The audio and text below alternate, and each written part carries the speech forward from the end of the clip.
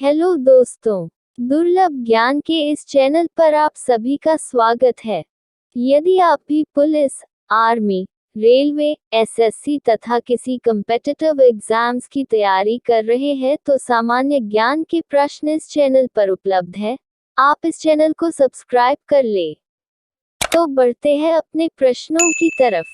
आपका पहला प्रश्न है, फिट फॉर 55 पैकेज किस समूह से संबंधित है?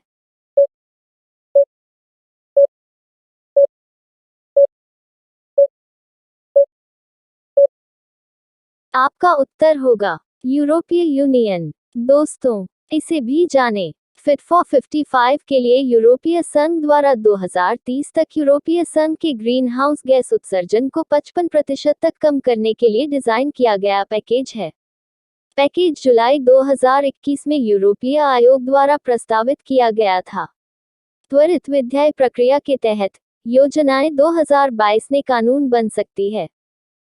आपका दूसरा प्रश्न है, हाल ही में कौन सा राज्य नई शिक्षा नीति 2022 को लागू करने वाला देश का पहला राज्य बन गया है?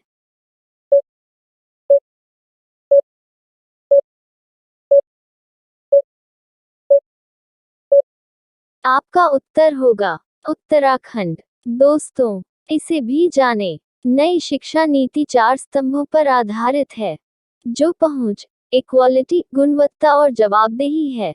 इस नई शिक्षा नीति में 5+3+3+4 संरचना होगी, जिसमें 12 साल का स्कूल और 3 साल का आंगनबाड़ी पूर्व विद्यालय पुराने 10+2 ढांचे की जगह शामिल होगा। आपका तीसरा प्रश्न है, हाल ही में केंद्रीय कपड़ा मंत्री पीयूष गोयल ने राष्ट्रीय फैशन प्रौद्योगिकी संस्थान एनआईएफटी का उद्घाटन कहाँ किया है?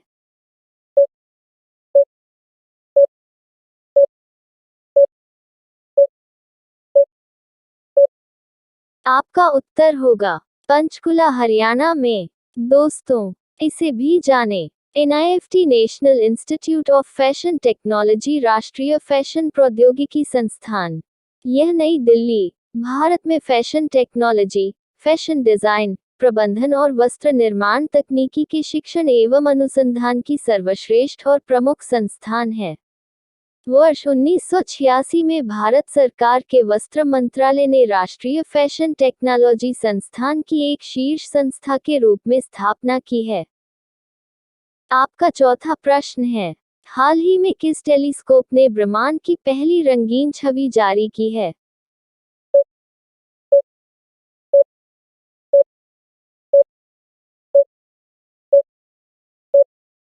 आपका उत्तर होगा जेम्स वेब स्पेस टेलीस्कोप। दोस्तों, इसे भी जानें। गैलीलियो गैलीली इटली के वैज्ञानिक थे।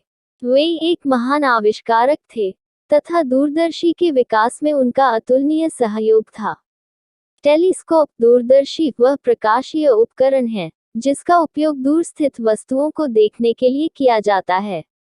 दूरदर्शी से सामान्यतः लोग प्रकाशीय दूरदर्शी का अर्थ ग्रहण करते हैं, परंतु दूरदर्शी विद्युत चुंबकीय वर्णक्रम के अन्य भागों में भी काम करता है, जैसे एक्स-रे। दूरदर्शी जो कि एक्स-रे के प्रति संवेदनशील होता है। रेडियो दूरदर्शी जो कि अधिक तरंगदैर्घ्य की विद्युत चुंबकीय तरंगें ग्रहण करता है।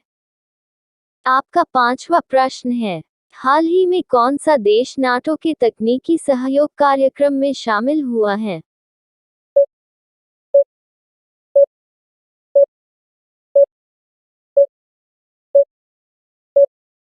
आपका उत्तर होगा यूक्रेन। दोस्तों, इसे भी जानें। NATO North Atlantic Treaty organisation उत्तरी अटलांटिक संधि संगठन एक सैन्य गठबंधन है जिसकी स्थापना 4 अप्रैल 1949 को हुई। इसका मुख्यालय ब्रसल्स, बेल्जियम में है। इस संगठन ने सामूहिक सुरक्षा की व्यवस्था बनाई है, जिसके अंतर्गत सदस्य राज्य बाहरी आक्रमण की स्थिति में सहयोग करने के लिए सहमत होंगे। इसकी आधिकारिक भाषा अंग्रेजी तथा फारसी है। इसके महासचिव जेंस स्टोल्टनबर्ग हैं तथा सैन्य समिति के अध्यक्ष गियाम्पाओली दी पाओला हैं। नाटो में 30 देश शामिल है, जिसमें प्रमुख देश अमेरिका है। आपका छठा प्रश्न है, एशियाई अंडर 20 कुश्ती प्रतियोगिता में भारत ने कितने पदक जीते हैं?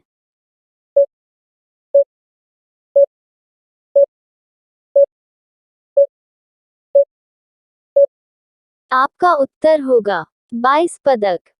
आपका 7वां प्रश्न है, हाल ही में खबरों में रहा सिंगलिला नेशनल पार्क किस राज्य में स्थित है?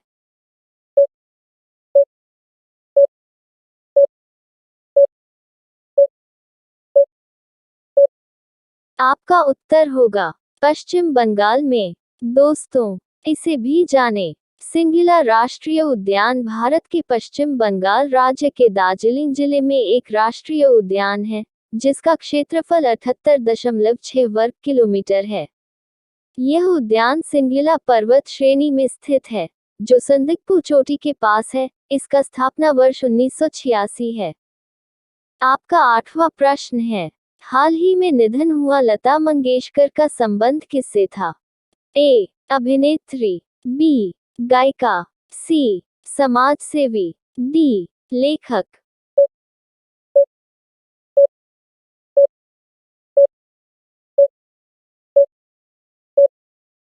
आपका सही उत्तर होगा विकल्प बी, गायिका।